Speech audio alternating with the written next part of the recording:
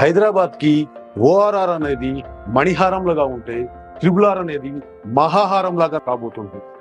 ఇలాంటి ట్రిబుల్ ఆర్కి అతి దగ్గరలో వచ్చే ప్రాజెక్ట్స్లో మాత్రం ఖచ్చితంగా ప్లాట్స్ కొనడం మిస్ కావద్దు. ఎందుకంటే ఇక్కడ స్పాన్ ఆఫ్ 3 to 4 yearsలో మనం పెట్టిన పెట్టుబడి డబుల్ కాబోతుంది. దీని జగమెరిగిన సత్యం. కానీ మనం ఏం చేస్తున్నాము, హైదరాబాద్కి దూరంగా ఉన్నాయని చెప్పేసి కొనడం అనేది ఆలోచిస్తున్నాము. ఎప్పుడు పెట్టుబడి పెట్టాలి, ఇది సరైన సమయమా కాదా అని ఆలోచిస్తున్నాము. కానీ హైదరాబాద్లో పెట్టుబడి అనేది నౌ ఆర్ నెవర్, ఇప్పుడు కాకపోతే మరి ఎప్పుడు కాదు. పూర్తి వివరాలకు సంప్రదించండి. ఓం మహాగణాధిపతయే నమః. ఓం గురుభ్యో నమః. ఓం శ్రీమాత్రే నమః. పరమేశ్వర స్వరూపమైనటువంటి జ్యోతిష, వాస్తు మరియు ఇతర అనేకమైనటువంటి శాస్త్రములను మనకు అందించినటువంటి మహర్షులకి నమస్కారం. హయగ్రీవ హయగ్రీవ హయగ్రీవేతి యో వధేత్ తస్య నిస్సరతే వాణి జన్హుకన్యా ప్రవాహవత్. అరుణాం కరుణాతరంగితాక్షీం ధృతపాశాంకుశపుష్పబాణచాపాం అనిమాదిభిరావృతాం మయూకైః అహమిత్యేవ విభావయే భవానీం. శ్రీమాత్రే నమః. ప్రేక్షకులకి లలితాంబిక అమ్మవారి యొక్క అనుగ్రహం పరిపూర్ణంగా కలగాలని మనస్ఫూర్తిగా కోరుకుంటూ మనం ఈరోజు చెప్పుకోబోయేటువంటి టాపిక్ ఏమిటంటే, ఈ విశ్వాన్ని మొత్తం తన శక్తితో నడిపిస్తున్నటువంటి ఆ యొక్క అమ్మవారి నవరాత్రులు రాబోతున్నాయి. కాబట్టి మనకి ఈ నవరాత్రుల్లో చూడండి, చాలామంది అనేకమైనటువంటి బాధలు పడుతూ ఉన్నారు. ఉద్యోగం లేకనో, అనారోగ్యంతోనో, వివాహం అవ్వకనో, ఎంతో టాలెంట్ ఉండి కూడా పైకి రాలేకనో చూస్తూ ఉంటాం మనం. చాలామంది ఇళ్లలో ఎంతో టాలెంట్ ఉంటుంది, అంత టాలెంట్ ఉండి కూడా ఎందుకు పైకి రాలేకపోతున్నాడు ఆ వ్యక్తి, ఎందుకు ఎదగలేకపోతున్నాడు అని బాధేస్తూ ఉంటుంది తల్లిదండ్రులకు కానీ, చూసే ఇంట్లో వాళ్ళకి కానీ. ఆ అబ్బాయికి అమ్మాయికి కావచ్చు, అందంగా ఉన్న పెళ్ళి అవ్వదు. ఎందుకు కారణాలు ఏమిటి అంటే, దీనికి మనకి శాస్త్రాలు చెప్పినటువంటిది ఏంటంటే, 1 పుణ్యం ఉండాలి, 2 పితృదేవతానుగ్రహం ఉండాలి, దేవతానుగ్రహం ఉండాలని చెప్పుకుంటూ ఉంటాం. మన పితృదేవతల గురించి మనం ఆల్రెడీ చెప్పుకున్నాం. మనం ఈరోజు చెప్పుకోబోయే టాపిక్ ఏమిటి అంటే, ఏ లగ్నం వారు లేదా ఏ రాశి వారు, లగ్నం తెలిస్తే లగ్నం నుంచి, లగ్నం తెలియని వారు రాశి నుంచి చూసుకోండి. పర్టికులర్గా ఈ నవరాత్రుల్లోని మరియు లైఫ్ లాంగ్ కూడా మీరు ఈ మంత్రాన్ని చేయడము, అమ్మవారిని ఈ రకంగా కనుక ఆరాధన కనుక చేసినట్లయితే ఖచ్చితంగా బాగుంటుంది. అయితే ఇక్కడ మీకు ఒక చిన్న విషయం చెప్తాను. ఏమిటది అంటే, మీ అందరూ అనిపించవచ్చు అదేమిటంటే మరి మిగతా దేవీ దేవతలు అంటే ఒకటే గుర్తుపెట్టి, ఒకే శక్తి. ఫస్ట్ ఈ కాన్సెప్ట్ మీరు మైండ్లో బాగా అర్థం చేసుకోండి. ఒకే శక్తి బ్రహ్మ, విష్ణు, రుద్ర రూపాల్లో ఉంది. ఒకే శక్తి సకల దేవతల్లోనే ఉంటూ నడిపిస్తుంది విశ్వాన్ని. ఆ ఒక్క విషయం మీరు కనుక గుర్తుపెట్టుకోగలిగితే, శివ కేశవులు వేరు కాదు అనేటువంటి భావన మీకు ముందు కలుగుతుంది. అయితే ఇప్పుడు నేను చెప్పబోయే అంశాలు ఏవైతే ఉన్నాయో, చెప్తుంది నేనైనప్పటికీ కూడా చెప్పిన సాక్షాత్ లలిత అమ్మవారిగా భావిస్తూ ఒక్కొక్క లగ్నం గురించి మరియు ఆఖరి వరకు మీరు వీడియో చూడండి. లగ్నము రాశి తెలియని వారు కూడా ఏం చేసుకోవాలో చెప్తాను, ఎటువంటి మంత్రం చేసుకోవాలో చెప్తాను. భక్తి శ్రద్ధలతో చేయండి. అమ్మవారి అనుగ్రహంతో మీకు ఖచ్చితంగా మీకున్నటువంటి సమస్యలు తీరుతాయి. సింహలగ్నము, సింహరాశి. సింహం వారికి కనుక చూసుకున్నట్లయితే, మీ లగ్నానికి సహజంగా మొన్న మనకి సింహలగ్నం వారికి గ్రహణం 2వ స్థానంలో కలిగిందని చెప్పని అనుకున్నాం. అయితే ఇప్పుడు మనం మాట్లాడుకుంటున్నటువంటిది ఏమిటి అంటే, ఇక్కడ నవరాత్రుల్లో అమ్మవారిని ఏ నామం చేస్తూ ఆరాధిస్తే మరింత అద్భుతమైనటువంటి ఫలితాలు వస్తాయి. ఇక్కడ మీరు లలిత పూర్తిగా చేసుకోవచ్చు, తప్పేం కాదు. అదేవిధంగా అమ్మవారి యొక్క లక్ష్మీ అష్టోత్తరాలు చేసుకోవచ్చు, ఖడ్గమాల ఉపదేశం ఉంటే చేసుకోవచ్చు, దేవి భాగవతం చదువుకోవచ్చు, చండీ చేసుకోవచ్చు, అన్నీ చేసుకోవచ్చు. ఇది చేయకూడదనేం లేదు. కాకపోతే కొన్ని విషయాలు గురువుల సమక్షంలో, గురువుల దగ్గర ఉపదేశం పొంది చేయడం అనేటువంటిది మంచిది, గుర్తుపెట్టుకోండి. అలాగే ఇక్కడ మరొక విషయం ఏంటంటే, దానము చేయడము ఉంటుంది, మంత్రము చేయడము ఉంటుంది. ఏం దానం చేయాలి, ఏ మంత్రం చేయాలి. దానము ముందు చెప్తాను. నువ్వులు ఉంటాయి, తెల్ల నువ్వులు గుర్తుపెట్టుకోండి. తెల్ల నువ్వులు దానంగా ఇవ్వండి. ఏమంటే తెల్ల నువ్వులు ఎవ్వరు దానం తీసుకోవట్లేదు, ఏం చేయాలి? చక్కగా తెల్ల నువ్వులతో ఉండలు తయారు చేయండి, అమ్మవారి దగ్గర పెట్టండి, అందరికీ పనిచేసేయండి. అయితే ఆ పనిచేటప్పుడు ఎవరైనా ప్రెగ్నెన్సీ లేడీస్ ఉన్నారేమో చూడండి, ఎందుకంటే ప్రెగ్నెన్సీ లేడీస్కి ఇవ్వకూడదు. పొరపాటు నుండి మీరు ఇచ్చారు, మళ్ళీ అక్కడ విచ్ఛిన్నం అవుతుంది ఆ తెల్ల నువ్వులు ఉండలు తినడం వల్ల. ఇది చాలా జాగ్రత్తగా ఉండండి. అలా కాదండి, నేను గోవు పెట్టాను, నువ్వులు పొరపాటును కూడా గోవు పెట్టకూడదు. ఎందుకంటే దేశీవాలి గోవు పెట్టాము ఉదాహరణకి, అది ప్రెగ్నెన్సీతో ఉంది, మరి దాని ప్రెగ్నెన్సీ పోగొట్టిన పాతకం మనకు చుట్టుకుంటుంది కాబట్టి ఆ తప్పు చేయకండి. గోవుకి కేవలం బెల్లం పెట్టండి. ఖచ్చితంగా బాగుంటుంది.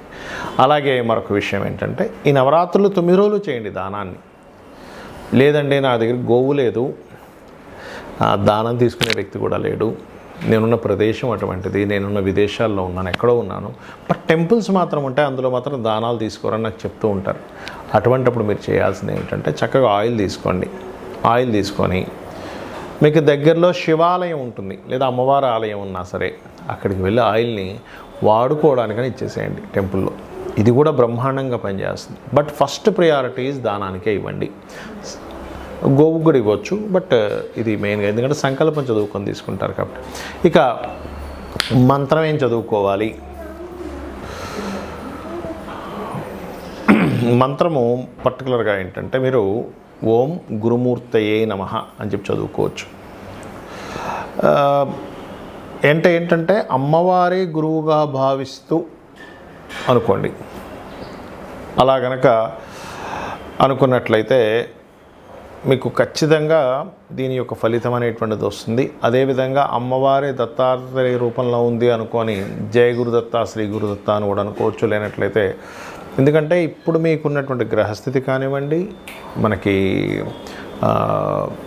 మీకు సహజంగా పంచమాధిపతి గురువు అవ్వడం కానివ్వండి, ఇట్లాంటివన్నీ కూడా ఉంటాయి. అయితే నేను మీకు వీడియో ఎండింగ్లో ఇంకా అసలు గ్రహాలు కనుకుంటే ఏం చేసుకోవాలో కూడా చెప్తాను. ఇవి చేయండి, ఖచ్చితంగా మీకు అమ్మవారి అనుగ్రహం కలుగుతుంది. దీంతోపాటు గంధము ప్రత్యేకంగా ఏంటంటే నవరాత్రుల్లో గంధముతో పూజ చేయమని చెప్పి చెప్తారు.